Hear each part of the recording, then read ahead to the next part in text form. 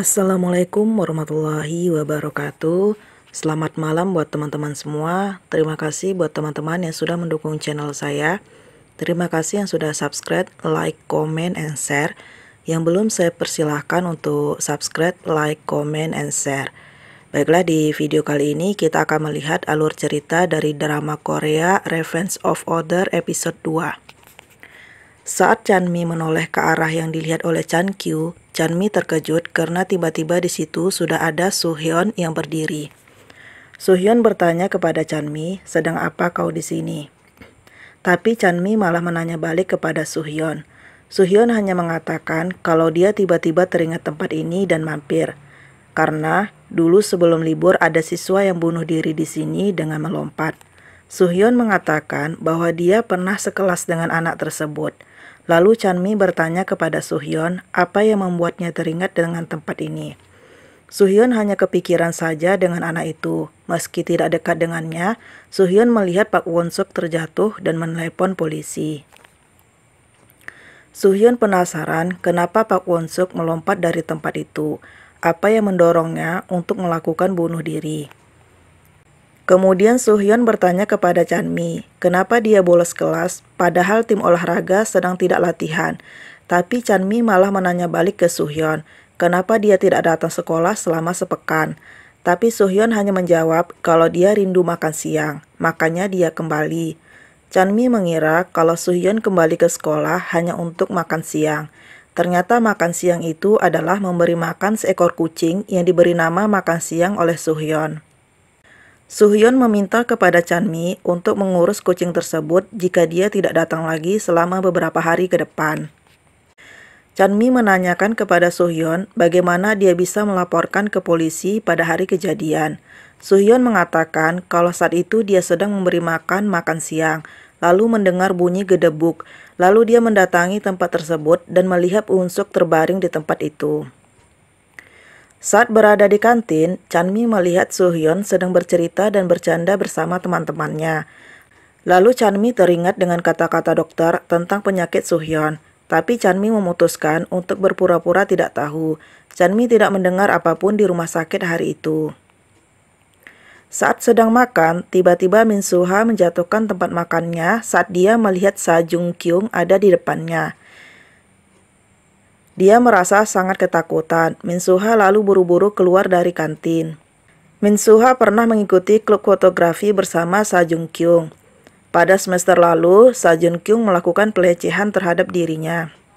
Saat Chanmi menunggu Dayeon di depan kelasnya, dia masuk ke kelas Dayeon dan bertabrakan dengan Jung-kyung. Jung-kyung marah tetapi Chanmi tidak menghiraukannya. Dia pergi ke tempat Dayeon dan menanyakan apa kau tidak pergi, tetapi Dayeon sedang mencari dompetnya yang tidak ada. Di saat Chanmi mencoba untuk membantu Dayeon mencari dompetnya, Chanmi mendengar pembicaraan Jung-kyung dan teman-temannya yang mengatakan bahwa setelah Pak Won-suk pergi, Jung-kyung kaulah yang menjadi jagoannya sekarang. Hal tersebut membuat Jung-kyung malu dan marah. Dia merasa tidak senang karena Pak Won-suk telah mati. Seharusnya aku memukulinya saat dia masih hidup. Pembicaraan tersebut membuat Chanmi marah kepada Jung-kyung. Saat Jung-kyung ingin memukul Chanmi, Jae-bum menghentikannya, sehingga membuat Jung-kyung marah dan mencoba untuk membawa Jae-bum. Tetapi hal itu dihentikan oleh Oh-sung. Suhyun kembali datang ke rumah sakit dan menemui dokternya. Dokter tersebut menjelaskan posisi dari tumor yang ada di kepala Suhyun. Dalam kasus ini, kalau melakukan operasi bisa menyebabkan kelumpuhan pernapasan dan bisa mempengaruhi fungsi otak. Itu sebabnya operasi bukan pilihan yang bisa dilakukan. Lalu Suhyun bertanya apa yang harus dilakukannya. Dokternya berkata hanya bisa menunda pertumbuhannya dengan obat. Itu juga akan mengurangi rasa sakit. Ternyata Suhyun bukan hanya akan merasakan sakit kepala saja, tetapi dia mungkin juga akan mengalami perubahan pada kepribadiannya. Dia mungkin mengalami perubahan kepribadian atau perilaku yang tak pernah dia tunjukkan sebelumnya.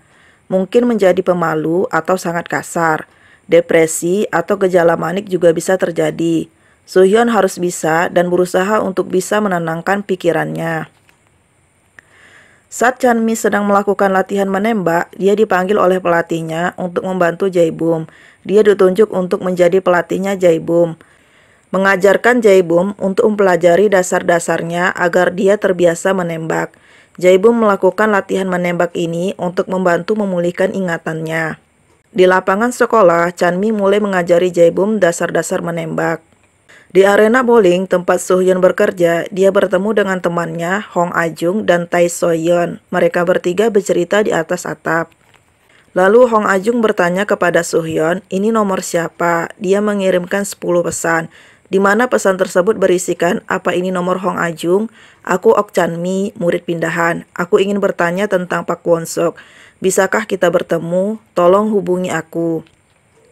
Mereka bertiga heran kenapa Ok Chanmi ingin mengetahui tentang Pak Won-suk. Saat Oh-sung selesai belajar, dia datang melihat Jae-bum yang terlihat kelelahan. Oh-sung berkata kepada Chanmi kalau Jae-bum bukan mau menjadi atlet profesional. Dia hanya melakukan ini sebagai bagian dari terapi. Jae-bum mengalami kecelakaan setahun yang lalu. Dia koma selama 6 bulan. Suatu keajaiban dia bisa sadar. Kembali menjadi siswa kelas 3 juga bagian dari terapi. Kepalanya cedera dan dia benar-benar hilang ingatan. Oh-sung meminta kepada Chanmi untuk tidak terlalu keras dalam mengajarinya. Mendengar cerita tersebut, Chanmi merasa sedikit bersalah. Dia mengira kalau Jae-bum adalah tipikal pria kaya yang tidak punya nilai bagus yang berusaha masuk universitas dengan menjadi bagian dari tim menembak. Bagi Chanmi, orang yang seperti itu menyebalkan. Oh-sung meminta Chanmi untuk berbicara lebih sopan kepada Jae-bum karena dia lebih tua dan bukan orang sembarangan. Tapi hal tersebut dihentikan oleh Jae-bum. Jae-bum meminta Chanmi untuk melatihnya untuk latihan berikutnya. Saat di perjalanan pulang, Jae-bum melihat Chanmi yang sedang mengendarai skuternya dan menyuruh Chanmi untuk berhenti. Mereka berdua mengobrol. Saat mereka mengobrol, So-hyun lewat dan melihat mereka. So-hyun menunggu Chanmi di dekat tempat tinggal Chanmi. Dia menunggu sampai Chanmi pulang. Saat Chanmi sampai, dia langsung menghampirinya karena ada yang ingin ditanyakannya. Bagaimana Chanmi bisa mengenal Pak Won-suk? Saat aku membicarakannya di ruang sains, kau bilang tidak mengenalnya. Lalu Chanmi bertanya, kau mendengarnya dari Hong A-jung atau ponselnya masih ada padamu? Chanmi mengatakan kalau dia sudah cukup lama mengenal Pak Won-suk dari klub menembak. Chanmi ingin mengetahui apa yang sebenarnya terjadi pada Pak Won-suk. So-hyun bertanya kepada Chanmi, kalau sepekan yang lalu saat kau menelepon nomor Hong A-jung, kau melihat aku menjawab teleponnya bukan? Bukankah aneh jika berpura-pura tidak tahu? Tapi Chanmi hanya menjawab, yang aneh itu mengapa ponselnya Hong A-jung ada padamu, padahal dia tidak masuk sekolah. So-hyun hanya menjawab kalau ada alasan tersendiri kenapa ponselnya ada padaku.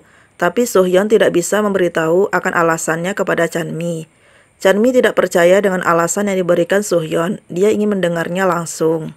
Saat Chanmi akan masuk, tiba-tiba So-hyun mengalami sakit kepala. Chanmi melihatnya. Dia kebingungan harus berbuat apa. Tapi akhirnya dia berpura-pura tidak tahu dan mengatakan pada So-hyun, bisakah kau memberitahu Hong A-jung bahwa aku sangat ingin bicara langsung dengannya. Lalu Chanmi pergi meninggalkan So-hyun. Saat berada di kelas, So-hyun mengalami sakit kepala. Chanmi melihatnya. So-hyun pun tiba-tiba keluar kelas dan pergi ke toilet. Di sana dia muntah dan kesakitan. Chanmi melihat ke arah tempat duduk So-hyun. Karena So-hyun belum kembali juga, hal tersebut membuat Chanmi merasa khawatir. Lalu Chanmi meminta izin kepada gurunya untuk keluar sebentar. Chanmi langsung menuju ke toilet. Dia mencoba masuk ke toilet cowok. Saat dia masuk ke dalam untuk mencari So-hyun, Chanmi melihat ada darah yang mengalir di lantai. Chanmi panik dan segera memanggil-manggil nama So-hyun. Ternyata So-hyun keluar dari bilik sebelahnya. So-hyun pun bertanya kepada Chanmi, apa yang kau lakukan? Chanmi pun terkejut melihat So-hyun yang keluar dari bilik sebelahnya. Lalu Chanmi bertanya, apa yang terjadi sambil melihat darah yang ada di lantai.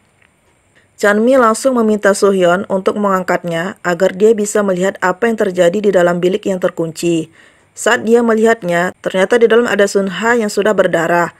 So-hyun langsung cepat masuk ke bilik tersebut dengan memanjat dari bilik sebelah, lalu membuka pintu dan mencoba untuk menolongnya. Chanmi pun langsung meminta pertolongan dengan menelepon agar segera mengirimkan ambulan ke sekolahnya. Saat ambulan datang, Sun-ha langsung dibawa. Jun Kyung melihat dari atas atap gedung sekolah. Dia merasa sedikit takut dan marah atas apa yang telah dilakukan Sun-ha.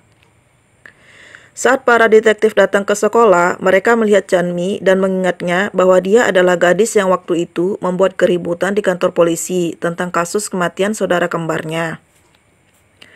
Para detektif melakukan investigasi terpisah kepada Chanmi dan Soo-hyun tentang insiden yang terjadi.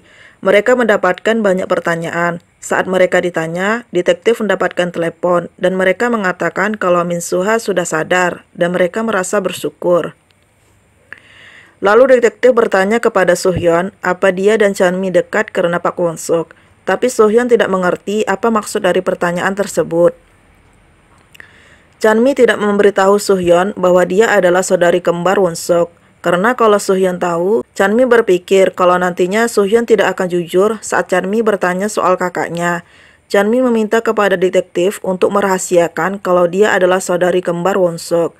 Karena Chanmi ingin menyelidikinya apapun yang terjadi, Chanmi akan mencoba untuk menemukan pelakunya.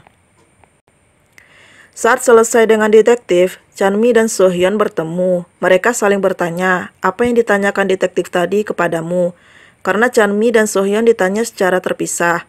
Soo-hyun menjawab kalau detektif itu hanya ingin tahu bagaimana aku menemukannya. Lalu dia menanyakan kepada Chanmi, apa dia juga ditanya hal yang sama? Chanmi juga menjawab iya. Lalu Chanmi menanya kepada Soo-hyun apa ada pertanyaan lain yang ditanyakan oleh detektif. Tapi Soo-hyun hanya menanya balik, apa kau mendapat pertanyaan lain? Chanmi menjawab tidak. Soo-hyun penasaran kepada Chanmi kenapa dia bisa masuk ke dalam toilet pria. Tapi Chanmi hanya menjawab bahwa dia tidak sadar mengikuti Soo-hyun ke sana karena sangat tertarik kepada Soo-hyun. Saat di rumah sakit, ayah Sun-ha melihat anaknya dan dia merasa sangat sedih dengan apa yang terjadi pada anaknya. Lalu ayah Sun-ha datang ke sekolah untuk menanyakan kenapa anaknya sampai melakukan hal tersebut. Apa yang mungkin dilakukan putrinya sampai dia berpikir untuk mengakhiri hidupnya. Chanmi mendapatkan pesan dari Hong Ajung yang mengajaknya untuk bertemu nanti malam di tempat parkir atap bowling. Chanmi sangat senang karena Hong Ajung mau bertemu dengannya. Saat Chanmi datang ke tempat janjian, Chanmi menunggu Hong Ajung datang. Tetapi yang datang menemui Chanmi adalah Tae So-yeon. So-yeon mengaku sebagai Hong Ajung, tetapi Chanmi tidak mempercayainya karena dia sudah pernah melihat foto Hong Ajung. Orang yang ditemuinya sangat berbeda dengan Ajung. Chanmi tidak ingin berbicara kepadanya, dia ingin berbicara langsung kepada Ajung. Tapi So-yeon tidak mau mempertemukan Chanmi dengan Ajung. Kalau ada yang ingin kau sampaikan, katakanlah kepadaku apapun yang ingin kau katakan kepadanya. Lalu So-yeon mengatakan, jika ingin membicarakan tentang Won-suk, bukan Hong Ajung yang harus kau cari, tapi orang yang harus kau cari adalah Im So-mi. So-yeon lalu bertemu dengan Soo-hyun. So-hyun terlihat kesal kepada Ok Chanmi, karena Chanmi sudah tahu wajah Hong Ajung. Padahal Soo-hyun sudah melakukan penyamaran, tetapi Chanmi tahu kalau dia bukan Ajung. Lalu Chanmi marah dan menyuruhku membawa Ajung karena ada hubungannya dengan Pak Won-suk. Soo-hyun terlihat melamun dan bertanya kepada So-yeon, bagaimana aku bisa menghasilkan uang? Apa yang bisa aku lakukan untuk bisa menghasilkan uang? Karena Soo-hyun sangat membutuhkan uang untuk biaya ibunya. Chanmi akhirnya bertemu dengan Im So-mi. So-mi bertanya kepada Chanmi, kau bilang ingin tahu tentang Pak Won-suk. Sejauh mana kau tahu? Apa yang mereka katakan tentang aku dan Pak Won-suk? Tapi Chanmi menjawab tidak ada. Aku menelepon untuk bertanya langsung. Saat Pak Won-suk mati, So-mi merasa sangat bahagia. Saat dia mendengar Won-suk bunuh diri, So-mi berpikir itu keadilan. Karena Won-suk sudah membuatnya harus pindah ke sekolah lain. So-mi terlihat begitu kesal dan marah sampai dia tidak pernah berhenti memikirkan cara membunuhnya. So-mi menjelaskan alasan kenapa dia begitu marah kepada Pak Won-suk. So-mi juga mengatakan saat Won-suk mati bukan hanya aku yang bahagia. Banyak orang mungkin merayakannya. Dia mengancam orang dengan mengungkap rahasia mereka. Mendengar cerita dari So-mi, Chanmi merasa terkejut dan terpukul. Dia menanyakan kepada So-mi apa hal tersebut benar. Lalu So-mi berkata, untuk apa aku berbohong kepadamu padahal dia sudah mati. Chanmi lalu meminta maaf kepada Im So-mi mewakili Pak Won-suk atas apa yang terjadi kepada So-mi. Chanmi terlihat sangat sedih dengan apa yang telah dilakukan oleh saudara kembarnya. Lalu dia teringat kembali dengan perkataan Jun Kyung dan So-mi. Soyeon datang ke rumah sakit untuk menjenguk Sunha, tetapi dia tidak bertemu dengan Sunha karena Sunha sedang tidur setelah minum obat penenang. Soyeon pergi menjumpai Sohyeon karena ada yang ingin dibicarakannya. Soyeon mengatakan bagaimana jika kita dapat uang dengan memaksa Sa Jung Kyung keluar karena dia terlihat baik-baik saja setelah melakukan pelecehan. Lalu Soyeon juga mengatakan kalau dia tadi datang ke rumah sakit untuk mengunjungi Sunha dan mengobrol dengan ayahnya Sunha. Soyeon mengatakan kepada ayah Sunha kalau dia juga adalah korban perundungan di sekolah. Jadi aku tahu perasaan Sunha sekarang.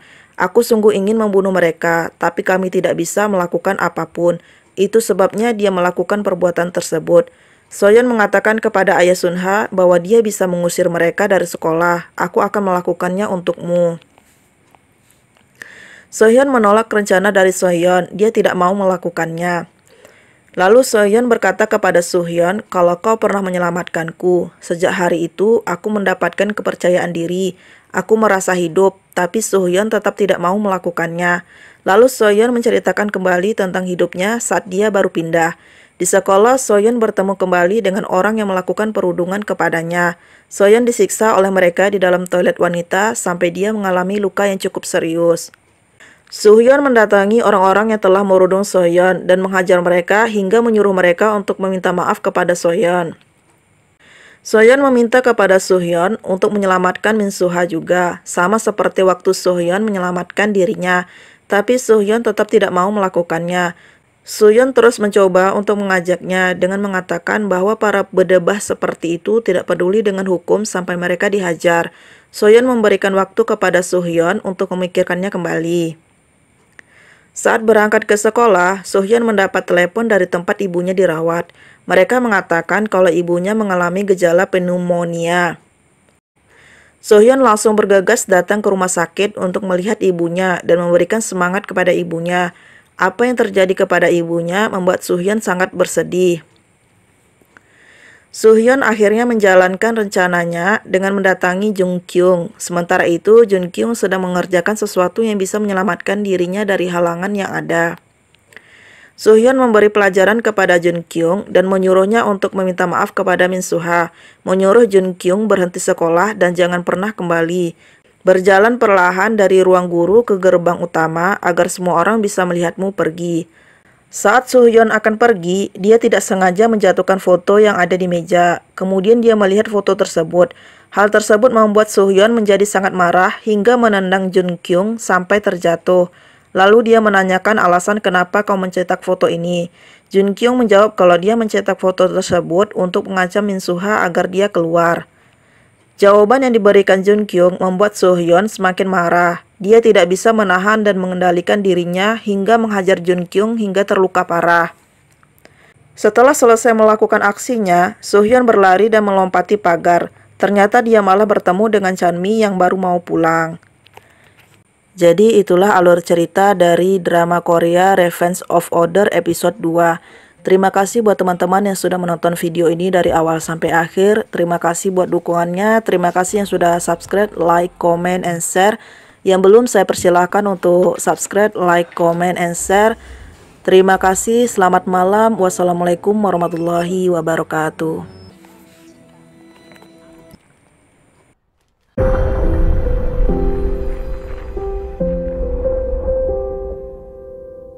Take my hand, it's time.